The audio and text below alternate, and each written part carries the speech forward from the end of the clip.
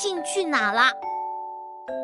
小熊猫乐乐平时都是忙忙碌碌的，今天放暑假嘛，有了空闲，大家一定会觉得乐乐去看动画片了吧？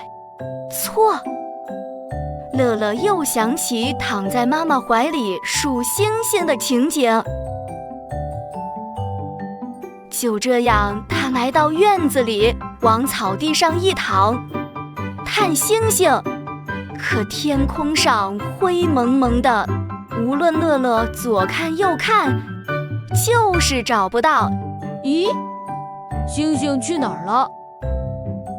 乐乐觉得这是很大的事情，他赶紧站起来问哥哥：“哥哥，你知道星星哪儿去了吗？”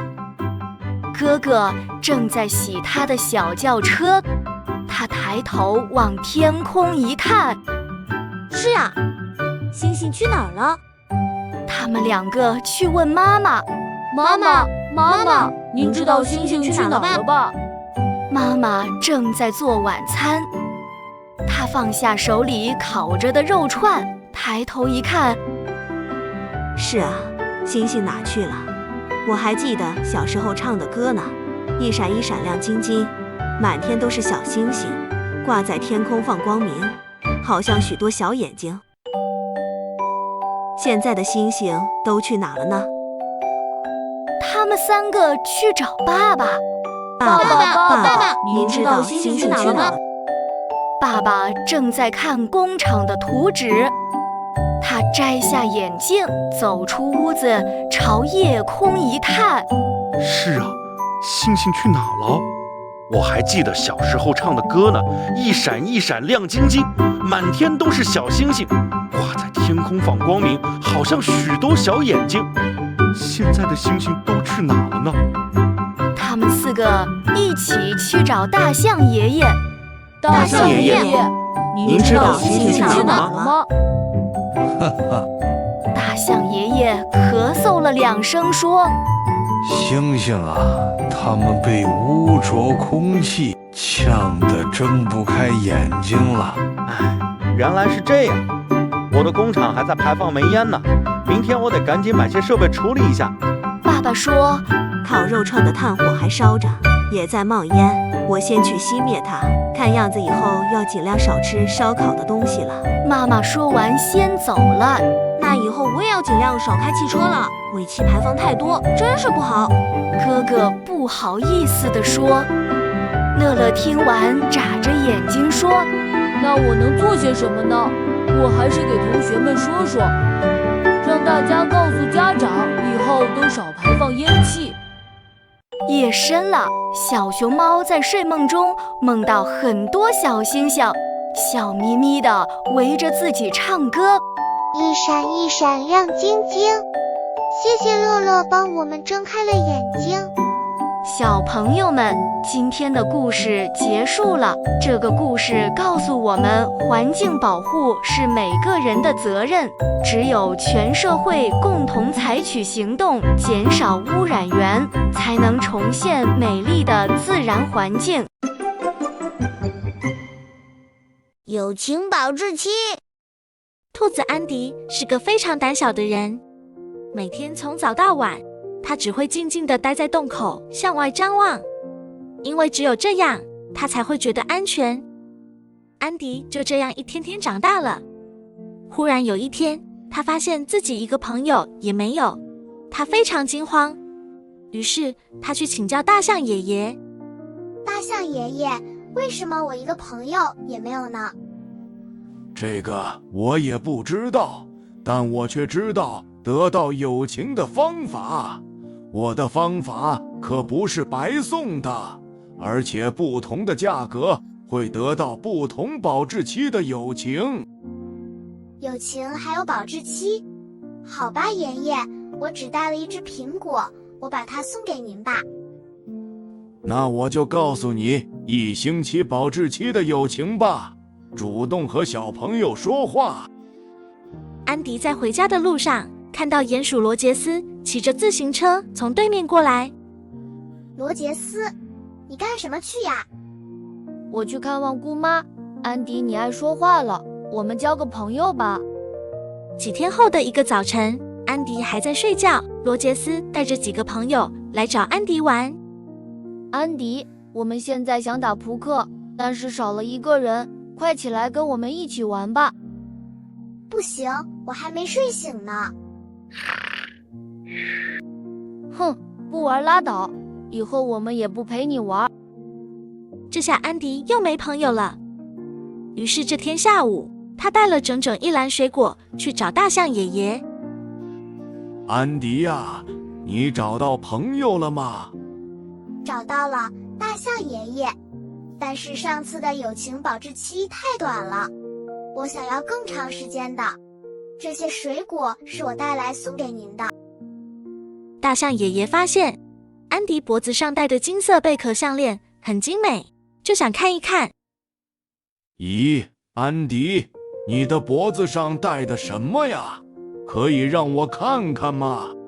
不行，爷爷，这是舅舅给我从很远很远的海边捎来的金色贝壳，是我最宝贵的东西。好吧，那我交给你1年保质期的友情吧，和小朋友们一起玩，并学会赞美。谢谢大象爷爷。安迪走在回家的路上，遇见找人打羽毛球的多多。多多，你干什么去呀？我想找人一起打羽毛球，怎么样，安迪？和我一起玩吧。瞧，我的大尾巴可是最好的球拍。多多的大尾巴真是非常棒的球拍。就这样，两个人快乐地打了整整1下午羽毛球。多多，我喜欢你的大尾巴球拍。谢谢，安迪，你打得也很不错。第二天傍晚，多多邀请安迪到河边自己铸造的堤坝上看日落。他们一起说了好多心里话，从此就成了形影不离、无话不说的好朋友。谢谢你，多多，你是我最好的朋友。我也要谢谢你，安迪，我们是最好的朋友。转眼1年过去了。这天，安迪去找好朋友玩，刚刚走到多多家门口，就听见多多和妈妈在说话。妈妈，你能让爸爸给我买一块安迪戴的那样的金色贝壳项链吗？我太喜欢了。那种贝壳只有海边才有呢，不如你向安迪借来玩几天好吗？安迪听到这里，赶快用手抓紧贝壳，然后扭头就往家跑。这时，多多正想去找安迪借贝壳，一出家门，正好看见安迪的背影。哎，我以后不想找安迪玩了。从此，多多不想找安迪玩了。安迪呢，怕多多借自己的贝壳项链，也不敢去找多多。就这样，安迪又没有朋友了。我不能去找多多，如果他向我借项链，该怎么办呢？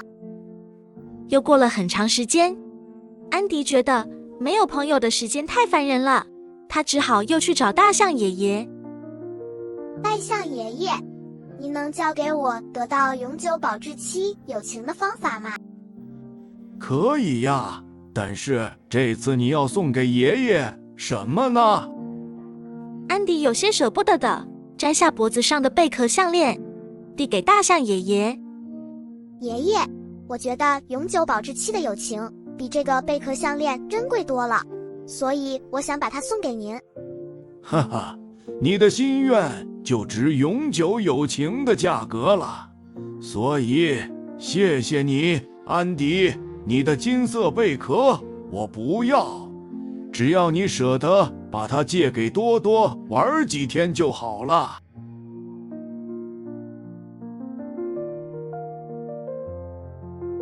安迪也是来找大象爷爷要永久保质期友情的，现在你就是我永远的朋友。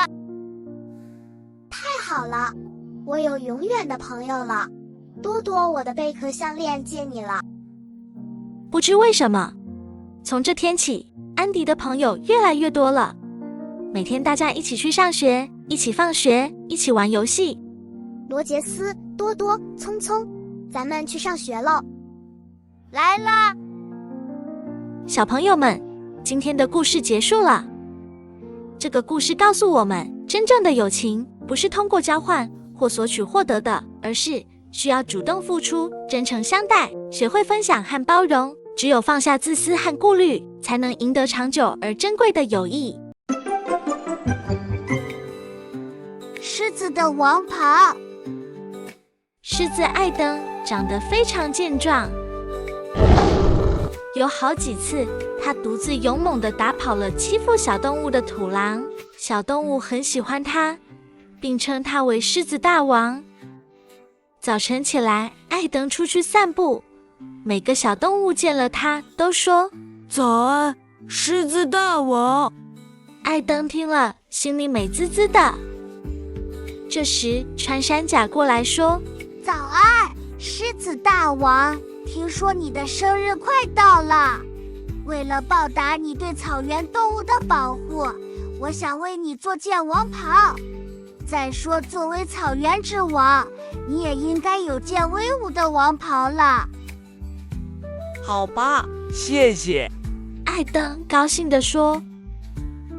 过了几天，艾登的生日到了，小动物都来庆祝。穿山甲捧着一件金黄色的王袍，对艾登说：狮子大王，你保护了我们，这件王袍是草原动物献给你的礼物，请试试吧。艾登穿上王袍，领子上有厚厚的皮毛，又宽又长的摆拖在身后，他每走一步都感觉地动山摇，那样子太威风了。大家都高兴地欢呼起来，狮子大王真棒，狮子大王真棒。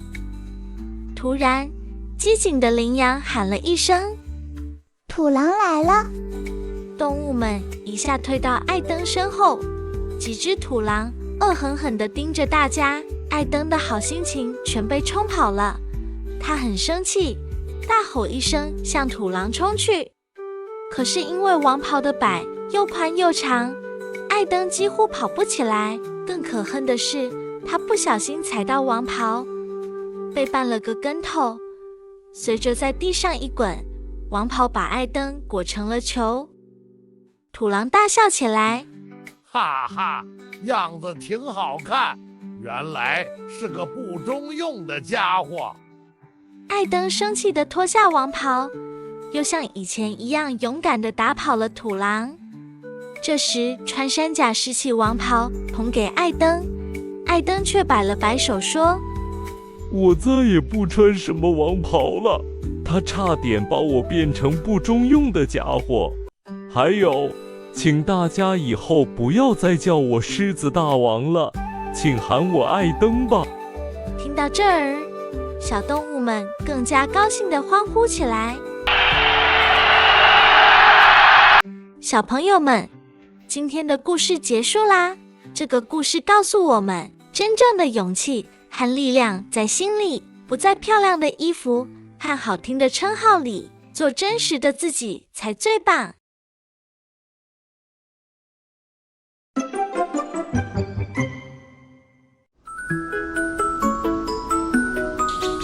森林里一年一度的长跑比赛又要开始了，小动物都聚到榕树下，等待大象爷爷讲比赛规则。今年的比赛路线和往年一样，还是从榕树下跑到溪水桥，再绕枣树林1周后，原路跑回榕树下，按照先后到达顺序计算比赛成绩。小猴子从树上跳下来，我觉得这对身材矮小的动物不公平。我建议允许参赛选手选择助手或者工具帮助跑步。接下来，动物们一阵讨论。大家静一静，我觉得小猴子说的有道理。那咱们就是一回，允许每名选手任选一个朋友或工具来帮忙，怎么样？好，同意。听到这儿，小兔子高兴地直接跳了起来，因为它和袋鼠妈妈是好朋友，而袋鼠妈妈跑步的速度可是一流的。晚上，小兔子找到袋鼠妈妈，袋鼠妈妈，长跑比赛的时候，你能帮我吗？当然可以啦，但要我怎样帮你呢？小兔子拉开袋鼠妈妈的育儿袋看了看，足足可以把自己装下。到时候我钻进你的育儿袋里，你带我跑怎么样？好啊。回到家，小兔子打开电视，躺在沙发上看节目。小兔子，你不是说这几天要赶紧锻炼身体，准备长跑比赛吗？怎么又看起电视来？妈妈，我想到比赛的好办法了，你回头就等着我拿第一吧。爸爸这时走过来，抚摸着小兔子的大耳朵。小兔子，时间如果浪费了，真是太可惜了。有道理，我有办法啦。很快，比赛时间就到了，大榕树下站满了观众，但是小兔子还没有到，袋鼠妈妈急得满头是汗。这个小兔子怎么还不来呀？不一会儿，大家看到小兔子抱着一大堆东西来了。袋鼠妈妈，我来啦！这时，小乌龟踩着轮滑鞋也来了。大家好，这是我的助力工具轮滑鞋。袋鼠妈妈赶紧把小兔子装进育儿袋，可小兔子竟然把一大包东西也塞了进来。小兔子，你这是干什么呀？爸爸说不能浪费时间，所以我想长跑的路程很远，该带点东西消磨路上的时间。就在这时，大象爷爷说话了：各位选手预备。小兔子，快把东西扔出去，要不然我们会输的。那扔掉棒棒糖吧，不，还是巧克力吧。可是我太爱巧克力了，还是……就在小兔子犹豫不决的时候，大象爷爷的发令枪响了，各位选手都冲了出去。袋鼠妈妈没办法，只好带着小兔子和大包的东西跑起来。可是袋鼠妈妈带着这么多东西跑得太吃力了，她眼睁睁看着小乌龟一溜烟滑远了。最后小乌龟又取得了第1名。小兔子，你做事太不认真了，这样你永远也赢不了小乌龟。今天的故事结束了，小朋友们，这个故事告诉我们，做任何事情都要认真对待，千万不能掉以轻心。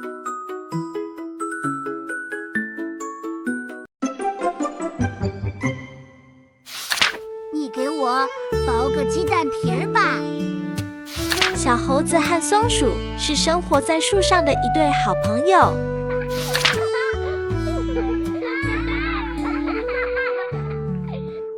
森林里还有一只老虎，它很霸道。它听说猴脑很好吃，就老想找茬吃掉小猴子。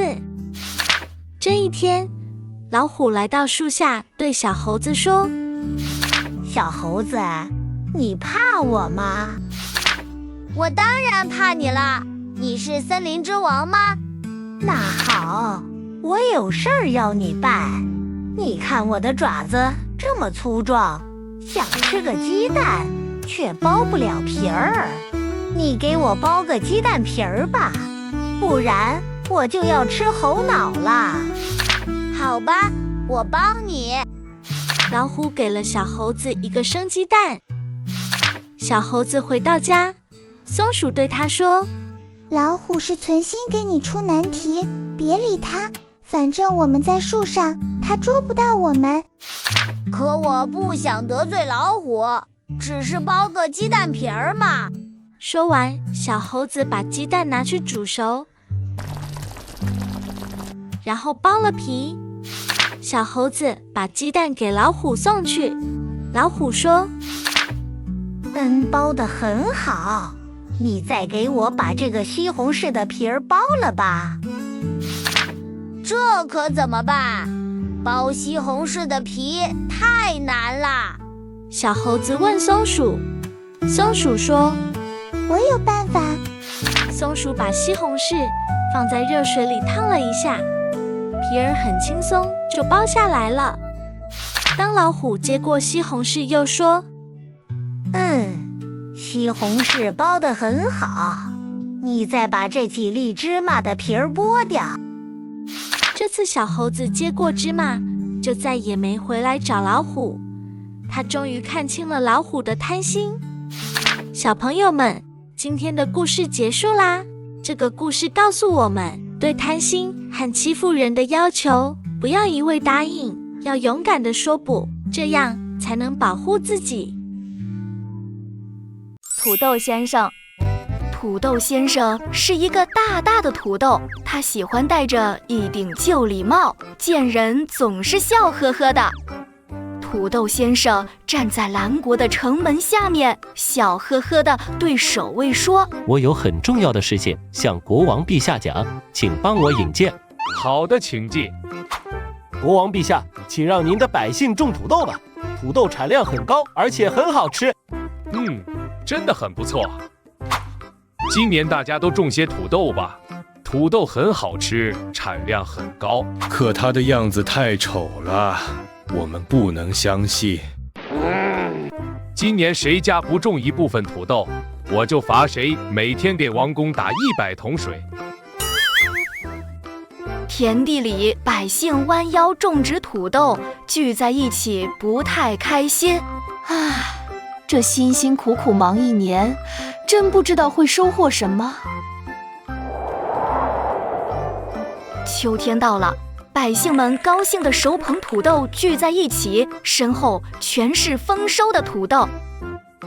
国王没有骗我们，土豆的产量真的很高。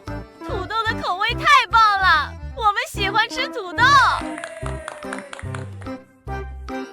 土豆先生来到红国，笑呵呵地对守卫说：“我有很重要的事情向国王陛下讲，请帮我引荐。”好的，请进。国王陛下，请让您的百姓种土豆吧，土豆产量很高，而且很好吃。真的很不错。今年大家都种些土豆吧，土豆很好吃，产量很高。可是我们从没种过，我们没办法相信。这样吧，今年如果大家种植土豆，每种1亩，我就奖励1枚金币。种土豆竟然还能得到金币，真是不错。土豆先生来到了黄国，笑呵呵地对守卫说：“我有很重要的事情向国王陛下讲，请帮我引荐。”好的，请进。国王陛下，请让您的百姓种土豆吧，土豆产量很高，而且很好吃。真的很不错。国王陛下，在我前面到过的2个国家，虽然最后他们的臣民都收获了土豆，但蓝国是用强硬的办法要求农民种植土豆的，而红国是用奖励的办法让农民种植土豆的。不用担心，我有更好的办法。这里有非常好吃、产量又高的土豆，你们带回家自己种，不要让老百姓知道了。谢谢陛下，我们一定严守秘密。土豆的消息还是传开了，宫殿门口很多百姓围着国王抗议。为什么只给大臣们土豆种子，而不给我们？这不公平。好吧，好吧，每家都有，每家都有。国王不给我们，我今年非要多种植几亩土豆才行。是呀，是啊。宫殿里，百姓们丰收的土豆献给国王。我们的土豆丰收了，这是为了感谢您，送您的土豆，但是以后不许偏心眼了。哈哈哈，其实大家真正应该感谢的是土豆先生。百姓和国王开心地向他道别，土豆先生又踏上了推广土豆的旅程。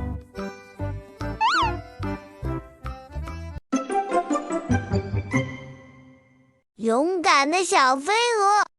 在很久很久以前，大地上草肥水美，阳光明媚。突然有一天，太阳光逐渐收缩，最后变成一小团火苗，天地顿时黑了下来。动物们都惊恐地望着火团，不知道该怎么办。就这样，许多天过去了，没有光，动物们看不清路，植物们变得枯萎，大家快要活不下去了。这天，动物们举着火把来到河边喝水。小河对动物们说：“你们快想办法打破天空中的那团火吧！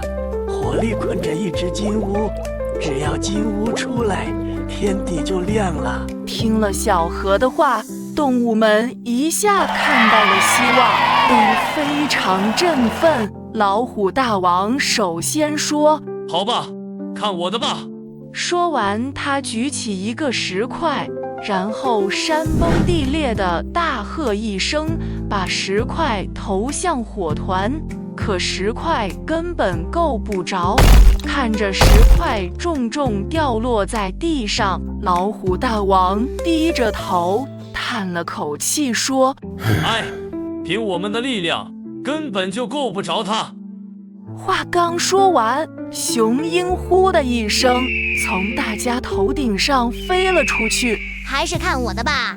雄鹰的身影很快就消失在黑夜中。然而，就在大家满怀希望的时候，它很快就回来了。雄鹰喘着粗气说：“飞得越高，我就觉得身子越沉越冷，凭我们的力量根本就没办法靠近火团。”这时，年老的猩猩勒着胡须说：“我们还是跪下求老天下场冰雹吧，那样就可以打破火团。”老猩猩跪下了，小动物跪下了，连老虎、雄鹰、大象这些强大的动物都跪下了。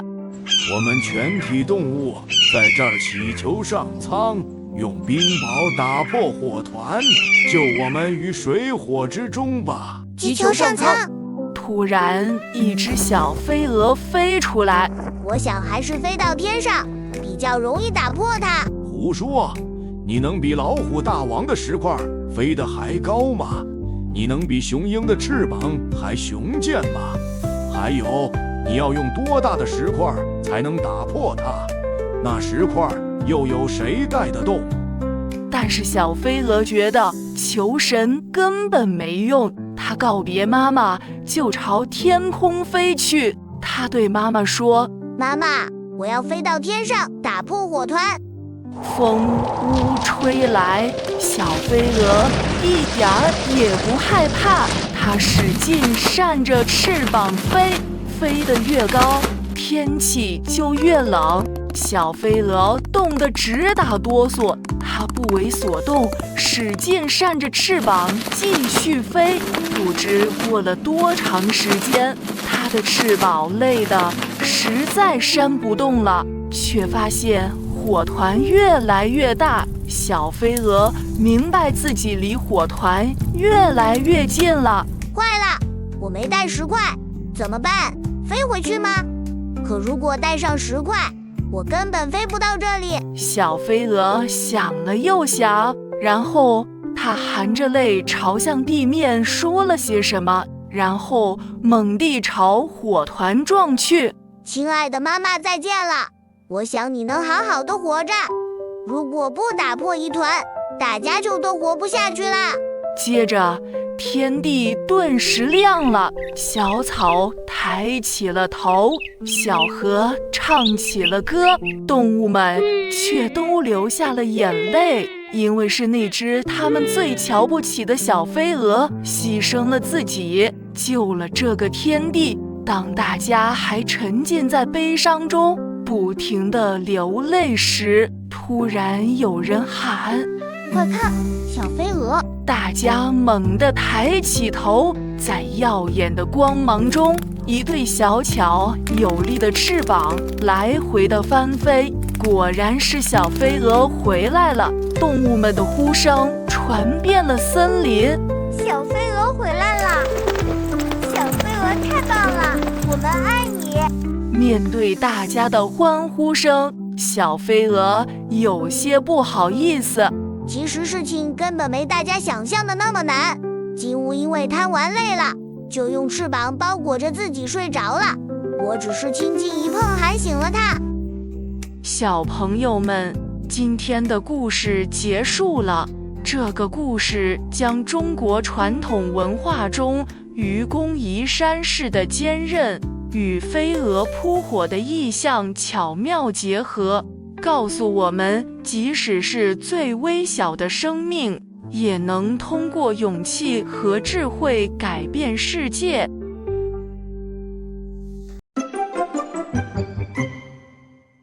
4条小银鱼与海龟。小海龟一家住在浅海海底。这天晚上，小海龟眯着眼睛趴在床上，海龟妈妈深情地看着小海龟，希望小海龟能够快快长大。孩子，你真的很特别，当年在几百个卵中，你是第一个破壳而出的。哈哈，我真棒，不过现在有点困了。听了妈妈的话，小海龟感觉美美的。睡梦中，小海龟梦到自己变得壮如高山，统领着大海中的生物。哈哈哈，我是大海的主人，我要保护妈妈和所有弱小的动物。第二天，小海龟刚游出家门，就看见一条金枪鱼在追赶4条小银鱼。哈哈哈，我要把你们穿成串，撸串吃。救命啊！救命啊！小海龟看到这儿，火冒三丈，它飞快游过去，一下挡在小银鱼前面。金枪鱼的长枪撞到小海龟的龟壳上，变弯了。你要干什么？疼死我了！我就是看不惯你欺负人。金枪鱼疼得浑身直打颤，只好灰溜溜地游走了。4条小银鱼飞快地游过来，围着小海龟表示感谢。谢谢海龟哥哥，谢谢海龟哥哥，我们做朋友吧。不，你们太弱小了。小海龟把头一扭准备走，小银鱼哪里肯，赶紧拦住，还摆出健美姿势。海龟哥哥，我们力气大着呢。那好，你们帮我拔一块珊瑚吧。好的，好的。 4条小银鱼跟着小海龟来到珊瑚丛，挑了一根较小的珊瑚就拔起来。可是它们累得满头是汗，那根小珊瑚却纹丝不动。海龟哥哥，我们拔不动，但是我们有智慧。那好，你们帮我摘一根狗尾草吧，狗尾草非常轻。小银鱼们从没见过狗尾草，于是他们向小海龟请教，可是小海龟的脸活脱脱变成一个轻蔑表情包。海龟哥哥，我们从没见过狗尾草，你知道狗尾草在哪儿吗？跟我朝小岛游，很快就能看见。4条小银鱼跟着小海龟来到小岛附近，小海龟告诉他们，那里长满了狗尾草。海龟哥哥，狗尾草都长在小岛上了，我们够不着。哈哈，你们还说自己有智慧。虽然小银鱼没能证明自己，还是想表达他们的感激之情。海龟哥哥，我们给你唱首歌吧。我不喜欢听歌曲。除了唱歌，舞蹈也是小银鱼们的强项。于是他们摆出芭蕾舞的队形，想表演一段舞蹈。海龟哥哥，我们给你跳个舞吧。我也不喜欢看舞蹈，真烦人。再见。小海龟扔下4条小银鱼，独自游走了。小银鱼们感到很失落。没有烦人的小鱼，感觉真清静。小海龟是有名的游泳健将，他用自己强壮而有力的前腿飞快地划着，想来一场畅快的旅行。就在这时，一个大塑料袋飘来，迎面照在小海龟头上。救命！谁来救救我？我喘不过气来了。小海龟拼命向前游，想挣脱塑料袋，然而这却让塑料袋把脑袋包裹得更紧了。他绝望地从塑料袋内向外看，那远处的海水中好像有妈妈的身影。妈妈，妈妈，快救救我！就在这关键时刻，4条小银鱼飞快地赶来了。他们用嘴巴咬住塑料袋的4个角，轻轻一拽，塑料袋就从小海龟头上取下来了。海龟哥哥，你没事吧？我们这就走，不会在你面前多待的。我终于可以喘口气了。4条小银鱼转身想游走，小海龟却招手：请等一下，谢谢你们帮助我。你们还愿意和我交朋友吗？4条小银鱼高兴极了，围着小海龟跳起了舞。当然愿意，当然愿意，海龟哥哥是我们的好朋友了。以后咱们要互相帮助。小海龟游在前，4条小银鱼紧跟着小海龟坚定地向前游去。咱们一起去帮助更多的人吧。我们也一定能交到更多的朋友。小朋友们，今天的故事结束啦。这个故事告诉我们，不要小看他人，弱小也有大智慧，友谊需要真诚与互助，团结能战胜困难，互助能让生活更美好。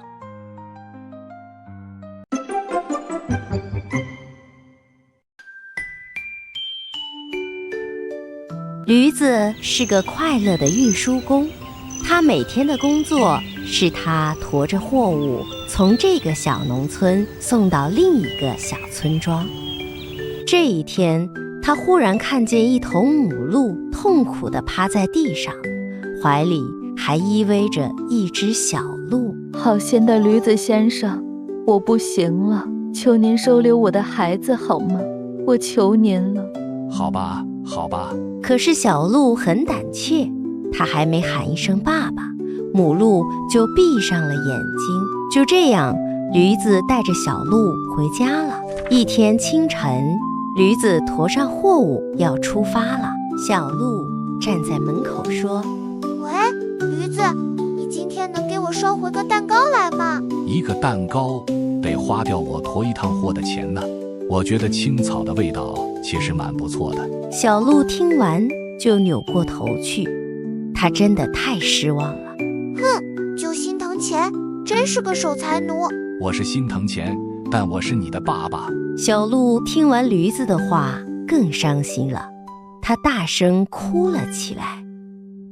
你才不是，只有妈妈疼我。妈妈在的时候，我想吃什么，妈妈就给我买什么。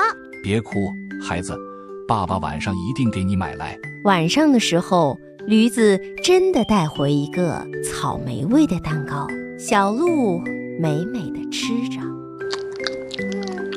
真好吃。第3天清晨，驴子又要驮上货物要出发了。小鹿站在门口说：喂，驴子，我想要一条花围巾。围巾？那要花掉我1星期的工钱。小鹿听完直接大哭起来，而驴子不知自己怎么了，反正特怕看见小鹿伤心的样子。哼，又是钱，只有妈妈疼我，妈妈在的时候。好的，好的，孩子，爸爸给你买。1星期后，驴子带回一条彩虹图案的花围巾，小鹿把它围在脖子上跳起来。又过了几天，驴子再次驮上货物要出发了，小鹿还是站在门口说：喂，驴子，我想要一把小提琴。哎呀，小提琴，那要花多少钱呀？小鹿听了又哭又打滚。瞧你那又粗又笨的蹄子，根本不懂音乐的，我想妈妈了。驴子低着头边走边说：哦，孩子别哭，爸爸今天就给你买。今天正好是年30，哔哔包包的鞭炮声四处响起。小鹿一直等到天黑，驴子还没有回来。他等不及了，走出家门想迎一迎驴子，但是外面的路坑坑洼洼，真不好走。他深一脚浅一脚的，好几次都差点摔倒。一会儿，他远远地看见驴子驮着一大堆货物回来了。驴子的腿已经累得打颤，尽管四周狂风怒吼，可驴子身上的汗水不停地往下流。看到这，小鹿心里有种说不出来的感觉。你回来了。哦，不，孩子，我还有2趟货物没送呢。小鹿慢慢地跟在驴子后面。那明天再驮不行吗？但是孩子，爸爸答应你今天给你买小提琴的。我觉得过年了，也应该送你一件像样的礼物。小鹿的眼泪一下流出来，然后使劲把驴子身上的货物推到地上。不，你太累了，我不要小提琴了，我再也不要乱七八糟的东西了。可是孩子，我是你的爸爸，答应你的事情我就要做到。小鹿一下钻到驴子脖子下面。不，你需要休息，爸爸。驴子高兴地张大嘴巴。哦，你喊我爸爸了。小鹿和驴子各背起一半货物回家了。你就是我的爸爸呀，咱们赶紧回家过年吧。今天的故事结束了，小朋友们，这个故事告诉我们，爸爸妈妈的爱比礼物更珍贵，体谅他们的辛苦就是最好的报答哦。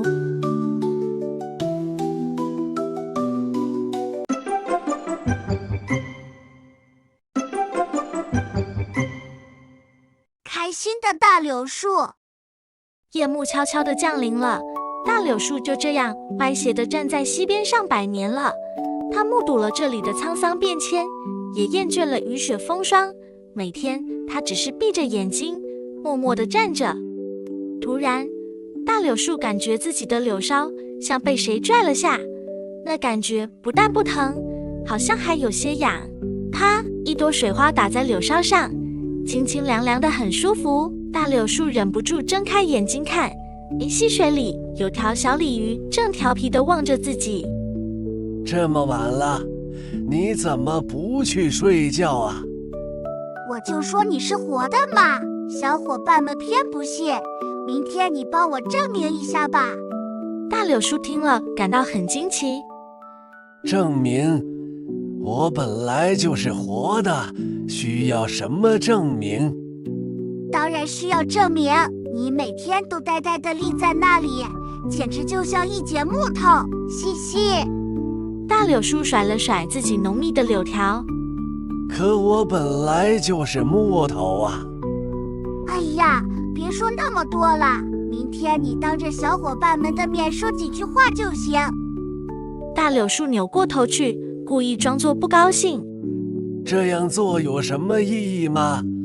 我本来就是活的，还需要什么证明？当然有意义，活着不就是开开心心、快快乐乐吗？就像我这样。这时，小鲤鱼猛地扎进水里，大柳树正纳闷怎么回事，突然，小鲤鱼从水里蹦出来，飞到半空中自己的柳枝上，轻轻地亲了下。大柳树从来没有感到像今天这样温暖，它感动的眼圈有些红。小鲤鱼一脸俏皮地望着大柳树。怎么样，帮帮忙，明天小伙伴们来了，你说几句话就行。行，但是我有个条件，你每次游过这里的时候都要和我打个招呼，好吗？好啊，说话算数，明天见。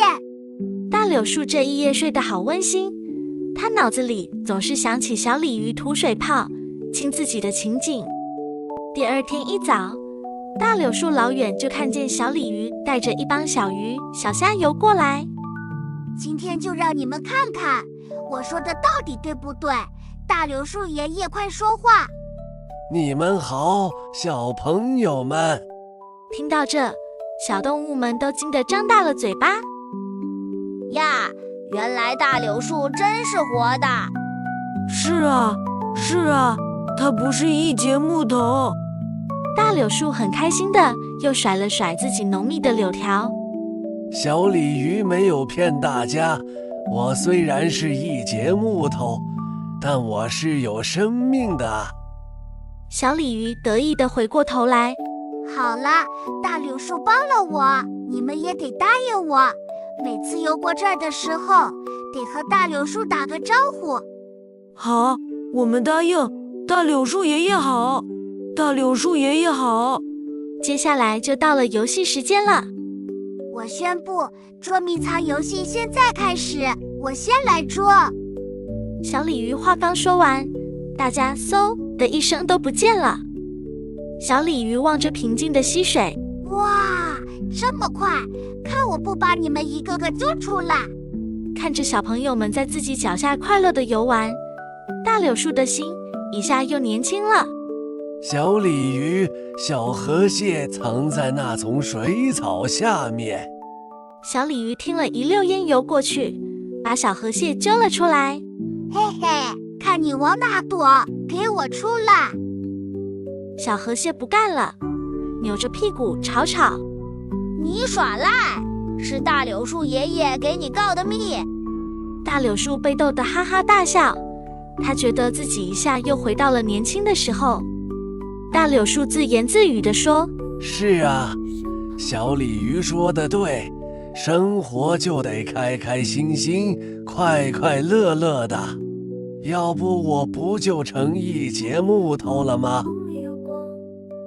小朋友们，今天的故事结束啦。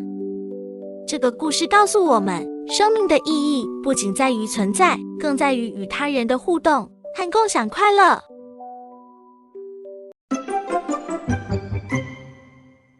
2个水手。小熊猫胖胖的爸爸是个水手，今天他又手舞足蹈地给儿子讲他海上的故事了。大海呀，就像天空那么大，颜色就像天空那样蓝，在你能看到的尽头，大海和天空接在一起。大海那么大，不会有危险吗？爸爸想象自己躺在船甲板上睡觉，突然被飞来的鱼撞醒。完全没有。当海面平静的时候，我就躺在甲板上晒太阳，突然被什么东西重重砸了一下，睁开眼睛一看，哇，竟是一条又肥又大的鱼，它在甲板上蹦呀跳呀。爸爸，那鱼到底有多大？爸爸扫视了一下四周，忽然看见了晾衣绳上自己的鞋子。有多大？对，就像我的鞋子那样大。不过鱼的味道可比爸爸鞋子的味道好多了，哈哈。哈哈哈！胖胖一下爬到爸爸的肩膀上。爸爸，我也要跟你出海。如果你不带我，我就不下来。好吧，好吧。几天后的一个早晨，胖胖跟着爸爸上了船，然后一下躺到甲板上。暖暖的阳光让胖胖闭上了眼睛。一会儿，胖胖发现天空中一条白色的大鱼直直地朝自己冲来，他慌乱地举起双手挡着。别！刹那间，大鱼就来到眼前，胖胖急得一下睁开了眼睛，接着就听见噗的一声，一个巨浪打在船甲板上。胖胖这才明白，刚才是自己睡着了。风暴来了，快，胖胖，快躲到船舱里去。胖胖赶紧钻进船舱，透过窗子，他看到乌云携带着风暴来了，跟着巨浪像山一样朝船上砸来。然后胖胖看到爸爸和几个水手叔叔在甲板上拼命地跑来跑去。老周，放下船帆，全体抓紧绳索，使用 Z 字航法。忙乱中，胖胖感觉到爸爸和水手们就像自己玩蚂蚁时的蚂蚁那样渺小，而巨浪现在就像自己的双手。海风不再暖暖的，风声大得吓人，它像个猛兽，仿佛一张口就能把整只船吞掉。爸爸目光坚定地紧紧抓住舵，风把他身上的毛吹得像草一样蓬乱，每次巨浪袭来都会重重打在爸爸身上，但他却毫不动摇地站在那里。爸爸，你好厉害！胖胖惊恐地闭上眼睛，他有些糊涂了。明明爸爸的故事里，到处是阳光、温暖，偏偏自己一上船就变成了这个样子。不知过了多长时间，船不再摇晃了。爸爸推开舱门走了进来。风暴过去了，你害怕吗，儿子？不，我不怕。我相信爸爸一定能带我回家的。船返航了，父子俩终于回到家里。爸爸和胖胖疲惫地躺在沙发上。这时妈妈走了过来。胖胖，这次跟爸爸出海，感觉海上的风景怎么样呀？胖胖回头看了看爸爸，然后满脸带笑，手舞足蹈讲起来。那感觉棒极了，妈妈！大海呀，就像天空那么大，颜色就像天空那样蓝，在你能看到的尽头，大海和天空接在一起。也许是太累了，胖胖和爸爸很快就在沙发上睡着了。至于海上的风暴吗？他们谁也没提，因为那是2个水手之间的秘密。小朋友们，今天的故事结束啦。这个故事告诉我们，面对困难和挑战时，信任和勇气能帮助我们度过难关。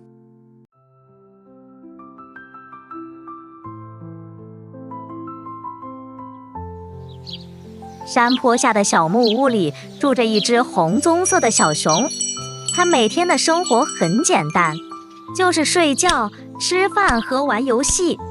小木屋旁长着一棵高大茂密的梧桐树，梧桐树像大人那样看护、守候着木屋和小熊。